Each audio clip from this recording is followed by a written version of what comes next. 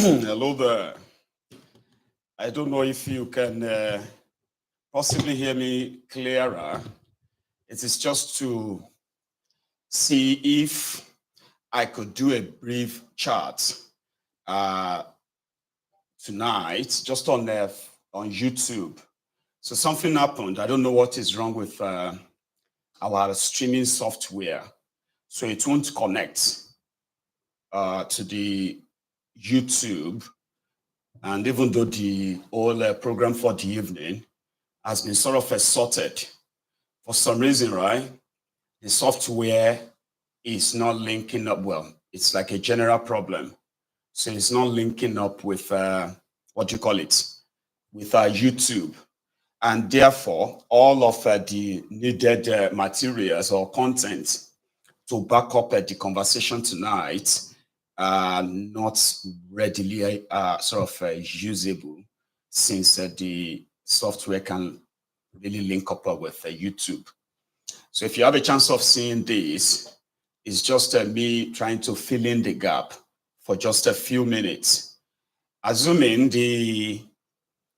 assume that the software, everything was fine. We were meant to be discussing this, this trending conversation around Peter Obi's water gift to some part of northern Nigeria. So I've managed to gather some few materials that could be really useful in that conversation. So we would have to do it some other time.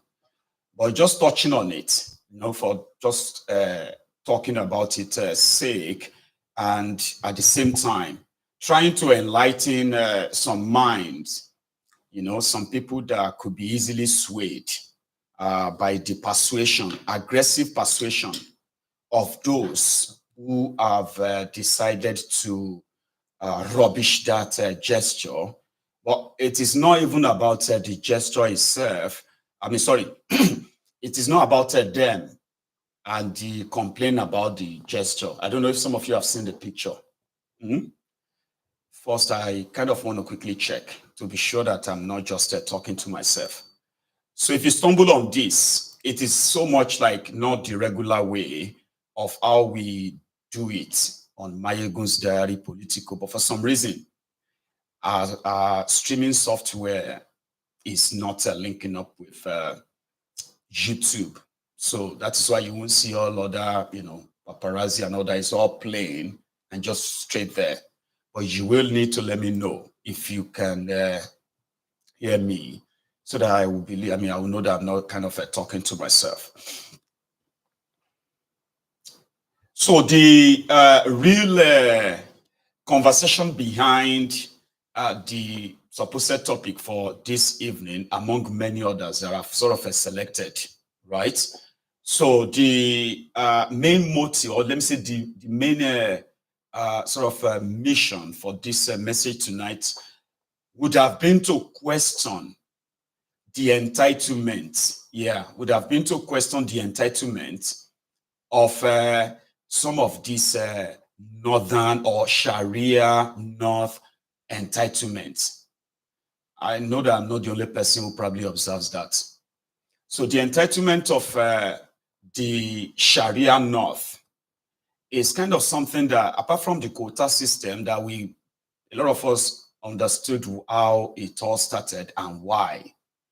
But the entitlement where people or politicians, not just politicians, so I'm talking about Southerners, especially those ones that parade themselves as elites in Southern Nigeria. There is this, there's this urge from them to try to get a validation from Northern Nigeria. There's nothing wrong in being philanthropic, okay? But a lot of us know why. So many of them are showing good gesture towards the people of Northern Nigeria.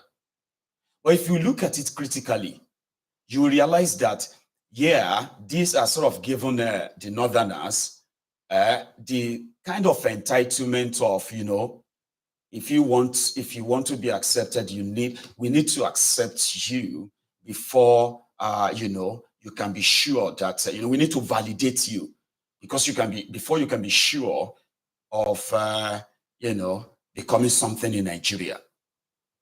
And now this entitlement, from my own, sort of experience so far, is sort of limited to those who are sort of happy with, what the Northern Nigeria is described as.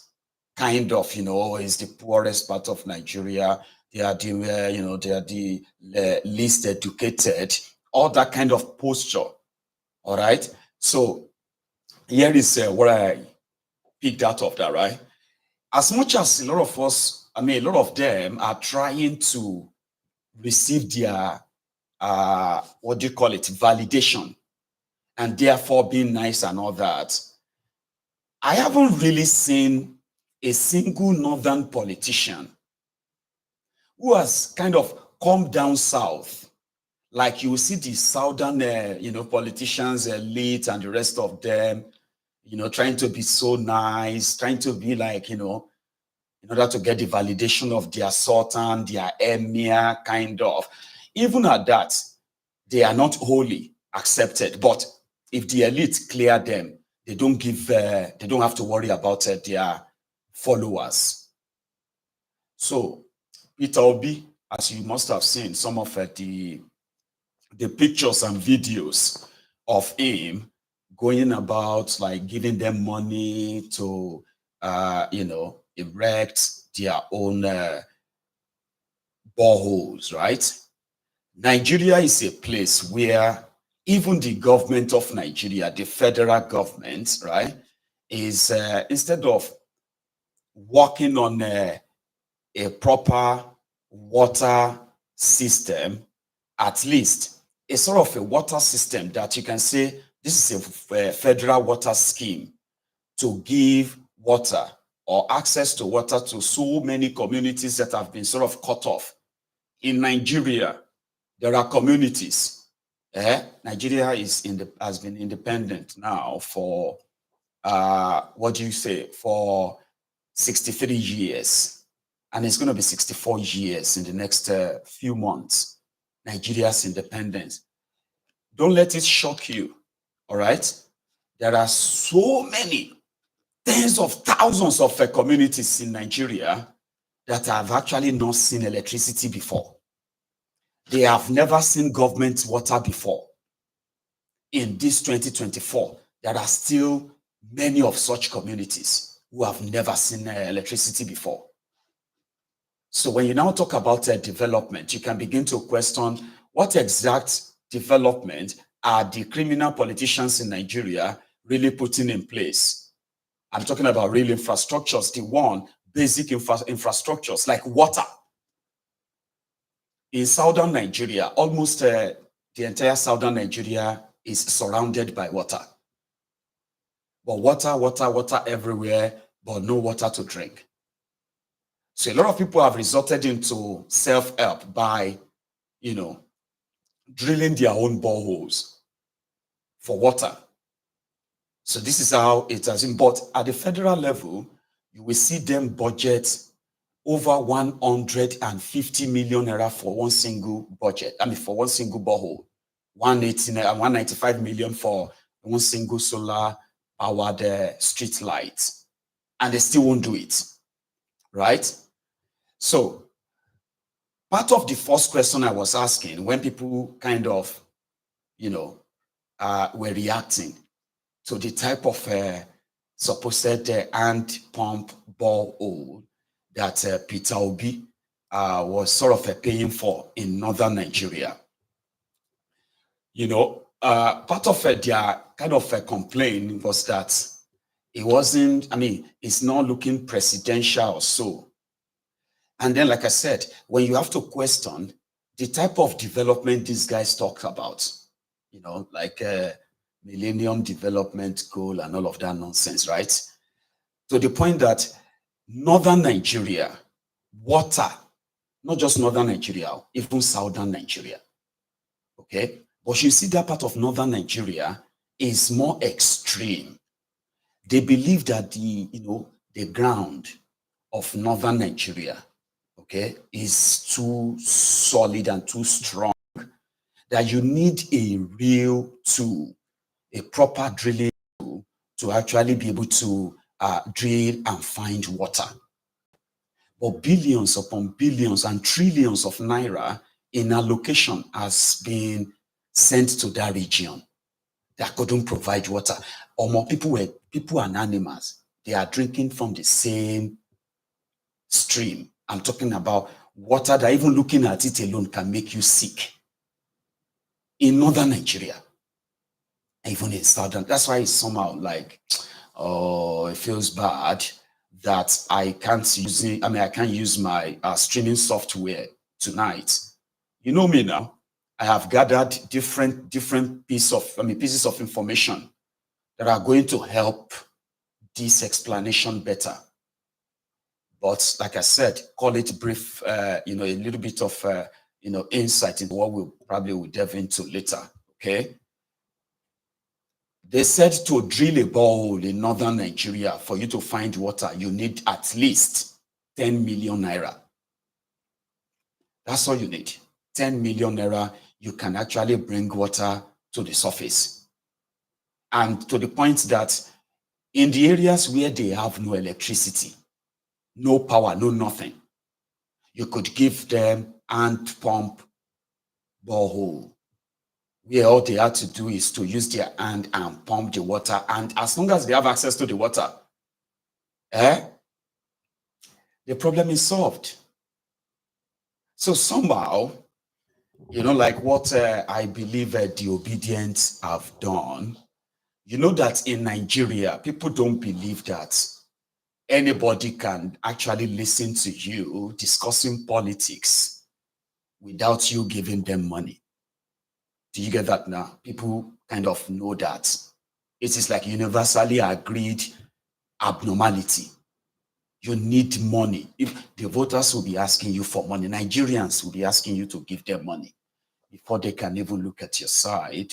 So therefore, if you are saying, we will fix Nigeria, we will this, we will that, and you are a member of APC, PDP, you are only lying to yourself, because the point here is this: the tradition is for you to get as much money as possible.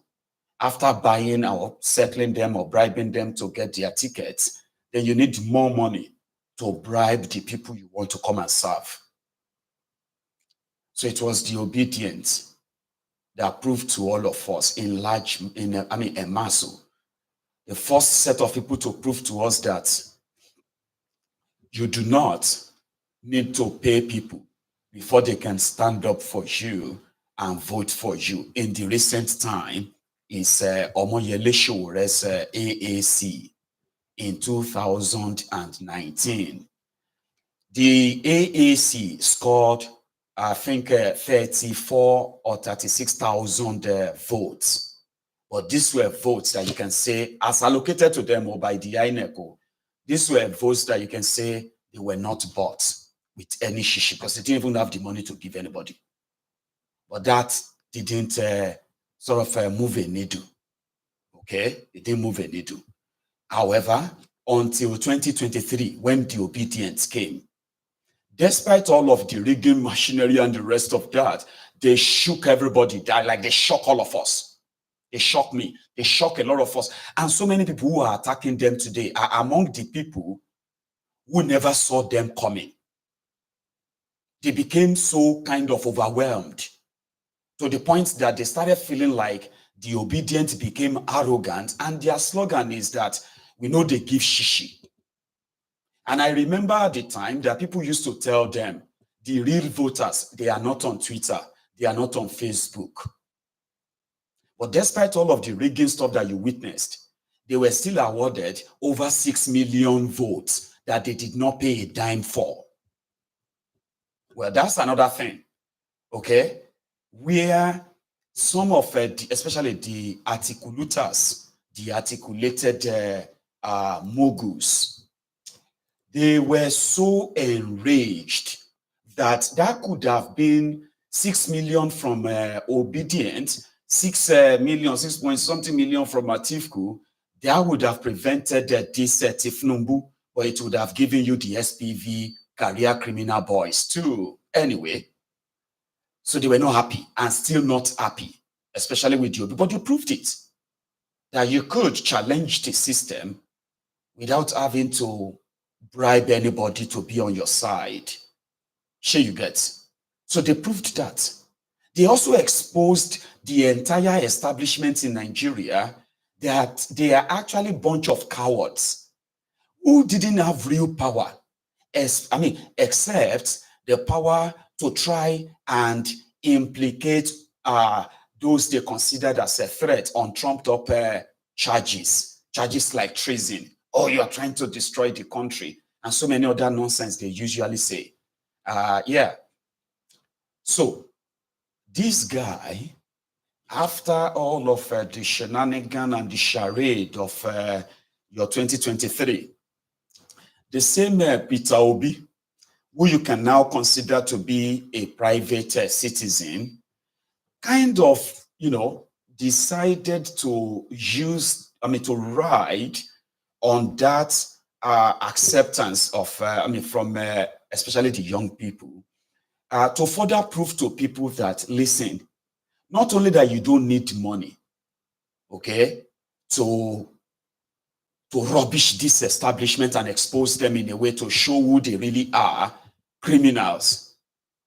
Also, you do not need that mentality of you need the validation of Northern Nigeria. I mean, you did prove that, oh. You get that? To the point that the campaign against infidels, against, those they call the enemies of Islam in their mumu tickets, the campaign against you was further kind of exacerbated, like it became more sort of hyped. It became more dangerous for you to say you are not on the side of APC or PDP. It became dangerous. But at the end of the day, they proved it to everybody that you do not need the Sharia North, all right, to actually win election in Nigeria if it is free and fair.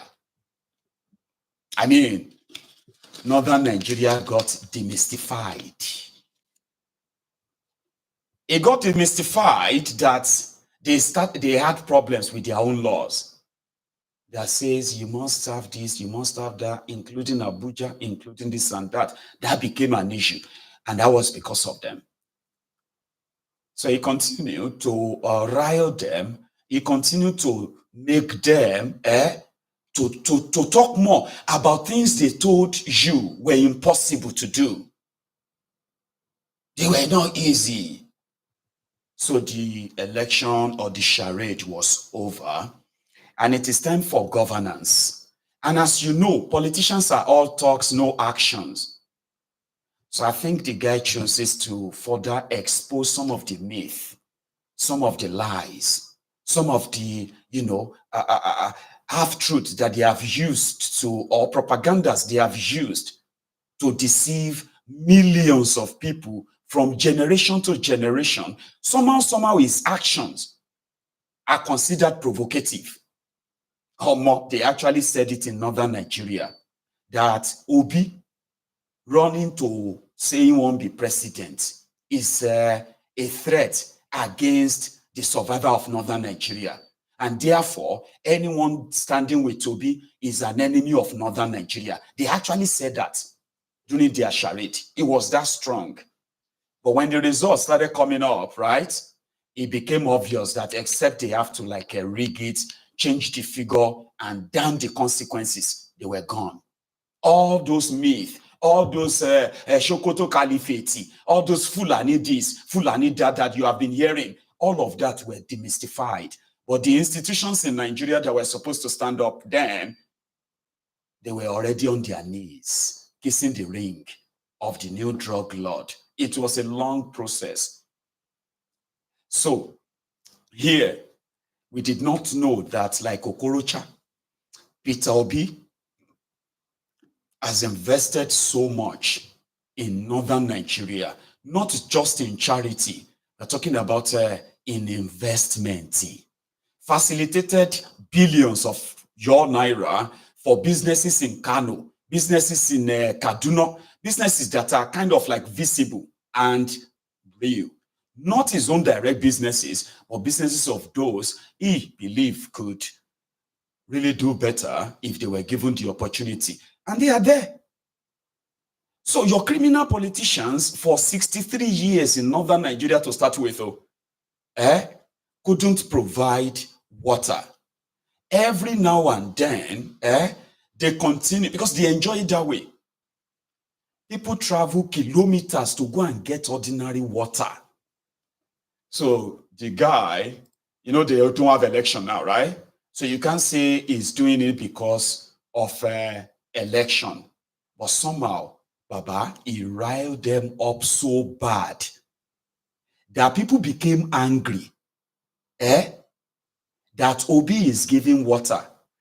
You know what somebody said? Somebody said in northern Nigeria, the Igbos, they are called Unyamiri. Unyamiri means give me water. This was what they called the Igbos before and during and after the war. That's why you hear the word Unyamiri, Unyamiri. It is a slow word to mock the Igbos over the civil genocidal war of 1967 to 70.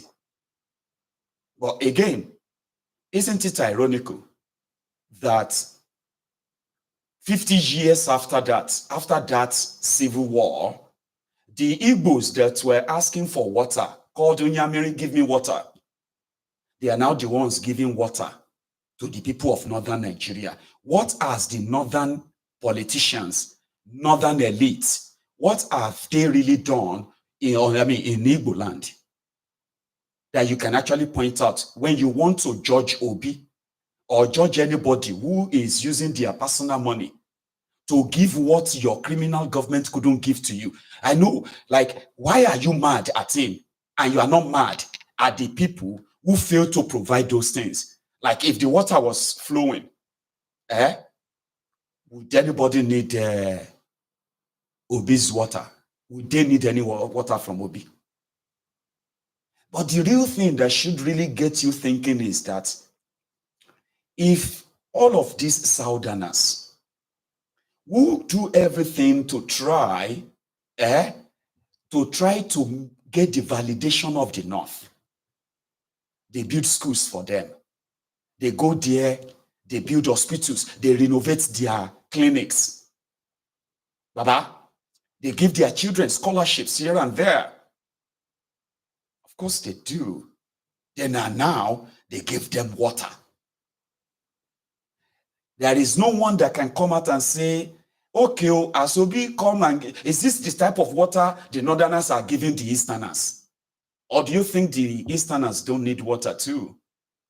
Well, they said, Peter Obi, this is why I wish the software is currently working. It would have been really, really better to have this proper chart.